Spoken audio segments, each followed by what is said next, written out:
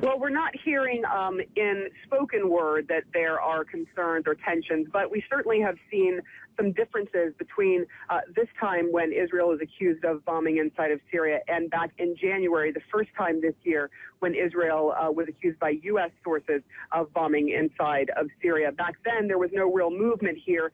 Now, as we understand it, there are quite a few troops that have been put on the border over the past couple of weeks with Syria and Lebanon. Also, some of the equipment has been moved into place, including 2 Iron Dome anti-missile batteries, which have been moved to the north because the military had assessed the situation that was where they were needed at this point in time. And also, we know that the Israeli Airport Authority had closed the airspace to civilian aircraft for almost half of the country, from Herzliya all the way up to the northern border. And so you're seeing sort of actions where you can tell that there is some concern that there may be a reaction, whether it is coming out of Syria or potentially coming from Hezbollah in Lebanon. They've certainly moved things in place just in case that happens. Now, when you speak to security analysts, they will look at this situation and say that because Syria is in such dire straits, they're now going into their 3rd year of a civil war.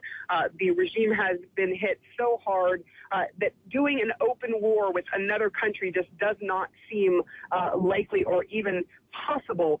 Then you have also the elements of Hezbollah, Syria, which, Israel and the U.S. and a few other countries consider a terrorist organization, worry that somehow they may decide to strike inside of Israel. So you can see that some of the movement is happening on the north for precaution's sake, but no one quite believes that there will be a major reaction from Syria in particular in the coming days. And we know that in January, when the Israelis were accused of striking inside of Syria, that there was absolutely no reaction from Syria. Rosemary? So, Sarah, is there much talk about this on the streets of Jerusalem? Well, there's certainly a lot of talk about it in the media. I think people here have long felt the tensions in the countries that surround Israel. There's always been this sense that at any moment something could happen, whether it is, rockets coming from Gaza or rockets coming from one of the other borders here. So it is one of those situations where people are always sort of alert, but people are going about their daily business.